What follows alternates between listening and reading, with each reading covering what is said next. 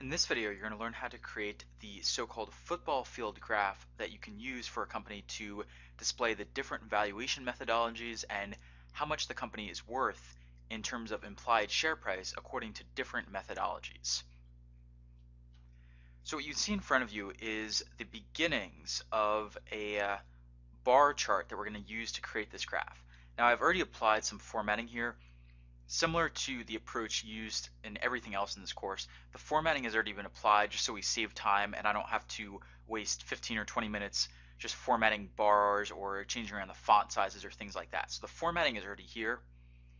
The actual graph we're going to use for this, so if in Excel you go to Insert and you go over to Bar, this is in Excel 2007, but if you're using a different version, you can just go to Insert Chart.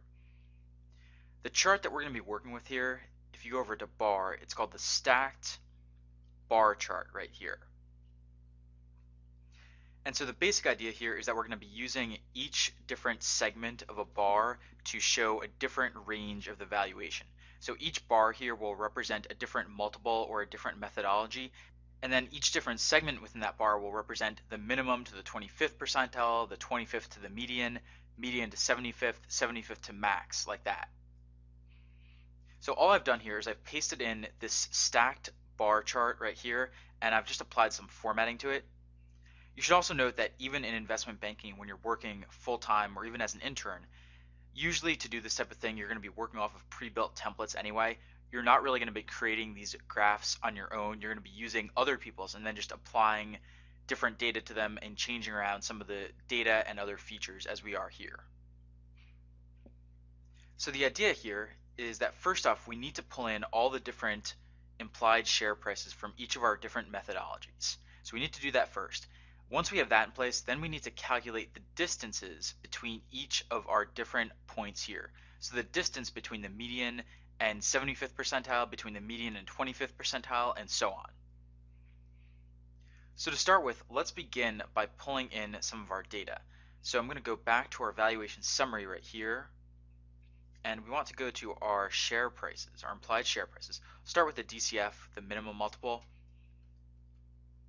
Then we'll go to the precedent transactions. I'm just using control page up and control page down to move between pages here.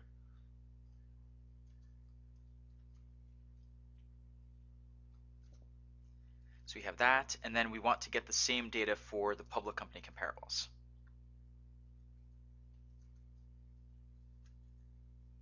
We're starting with PE and moving backwards here.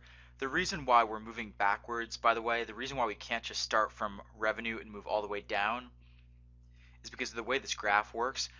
The way a stacked bar chart in Excel works in this case is that we need to start from the bottom and work our way up, because when we go in and we look at the data here, that's just the way the bar chart is displayed. We always start from the bottom and then work our way up. So we need to pull in the data in a reverse order from how it's actually displayed in the graph right here.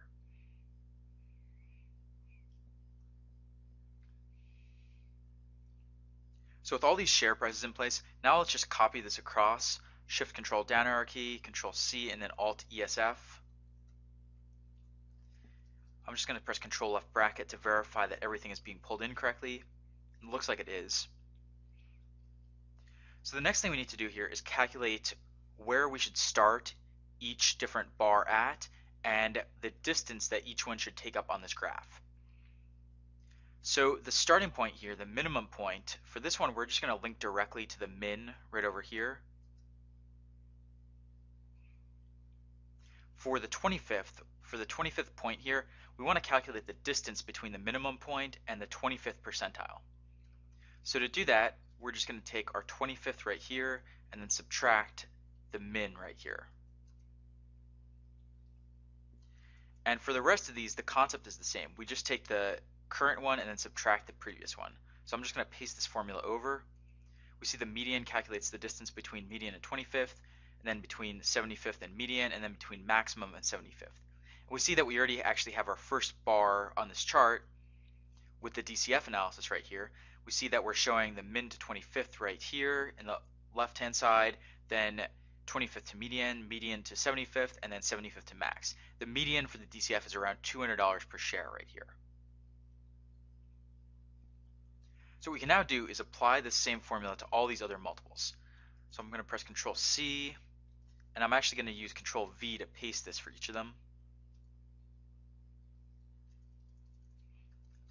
And I'll do the same thing for the public company comparables. So now let's see what our chart looks like. Okay, and so here is what our football field graph for these different methodologies looks like. So if you're wondering how we actually pull in the data and how we change the settings on the graph, I skipped over that part because we already had the graph set up. But we would right click on this and then go to Select Data. And you see right here the chart data range. That is where we select this entire range of the distances right here. We do not want to be selecting the share prices. We want to be selecting the distances between points for this chart data range. For the legend, you can simply just go in here and just edit all the entries yourself, which is exactly what I did. I just literally went into each one of them and went to edit, and then I typed in the correct name. And then for the horizontal axis labels, for this one, it's very simple. All you do is go over here to the left side of the page and select this column right here that gives you all the names. And that's all you have to do to create a graph like this. Again, most of the time in investment banking, you're working with preset graphs already, but this is how you would set it up if you did not have that. You'd start by pasting in a stacked bar chart, and then going through and linking in the different methodologies, calculating the distances between each one so you can create these segmented bars. And then you would right click on the graph, go to Select Data, go to Chart Data Range right here, and pull in everything like that, and then go to Horizontal Axis Labels, select the labels you want, and then you can change around the legend as well to make sure that all of these are accurate. The only tricky part here is that when you're selecting the data, you want to leave an extra row at the bottom. That will give you enough room to actually enter your labels for the different methodologies. If you did not have that, if you didn't have these extra rows in between, then we'd not be able to label this discounted cash flow analysis or precedent transactions or public company comparables. So that's the only tricky thing you want to keep in mind here, that you do need to leave extra space when you're pulling in this data.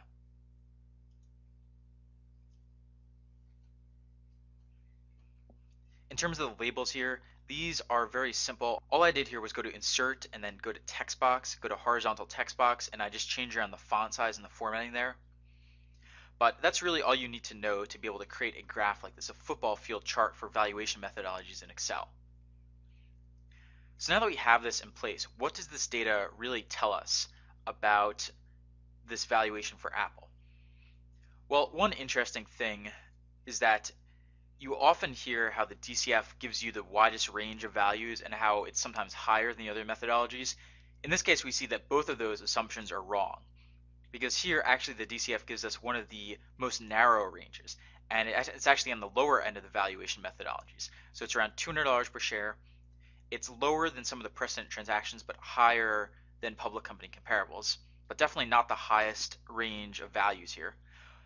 So this just goes to show you that with a DCF, you have to be careful about answering these types of questions in interviews, because yes, it could be higher than the others, and yes, it could be more variable, but it really depends on your assumptions. It's all about your assumptions with the DCF, and so you can't say anything too definitive there. The public comps in general show a lower valuation range. For the revenue multiples especially, these are really low. EBITDA multiples imply a valuation range below what Apple's current share price is. Their share price, recall, is around $192 per share currently. So we would really be looking at this chart in relation to their current share price. And sometimes we even add a line to the graph showing what their current share price is. In this case, it's very close to 200, so we're not going to bother. But in this case, the public comps all show median valuations below Apple's current share price. The precedent transactions, as we might expect, are higher on average than the public company comparables. This is not unexpected. You always hear that the precedent transactions are usually going to give you a higher value than public comps because you have to pay extra to actually acquire a company, the control premium. So this is not unexpected. In this case, though, we should note that even the highest one here, the forward EV to EBITDA multiples, the median value here is close to $400 per share, so it's roughly twice what Apple's current value is. I would actually say this one's a bit of an outlier because if you look at the other ones, they're all much closer to their current share price of $200. So this one I think is a bit of an outlier. What this valuation methodology with all these ranges in this graph really tells us is that based on Apple's current share price, it looks like they're about fairly valued by the market or possibly overvalued. It doesn't look like there's anything to suggest that they're being undervalued by the market because the only one that's significantly above the $200 per share range is this forward EV to EBITDA one for precedent transactions. But other than that, if you're looking at this objectively and you saw that their current share price is $200 per share, you would probably say that's a fair value for your company and it's possibly even slightly overvalued based on what these other methodologies tell us. Interestingly enough, the DCF actually gives us a value that might be closest to what Apple's current share price is here.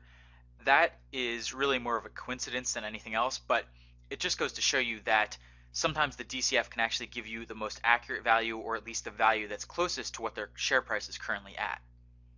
But overall, looking at this, I would say that what it tells us is that Apple's current share price is probably about right, maybe a little overvalued by about 10 or 20% looking at these numbers, but it looks like it's about right based on these numbers and this graph that we've just created.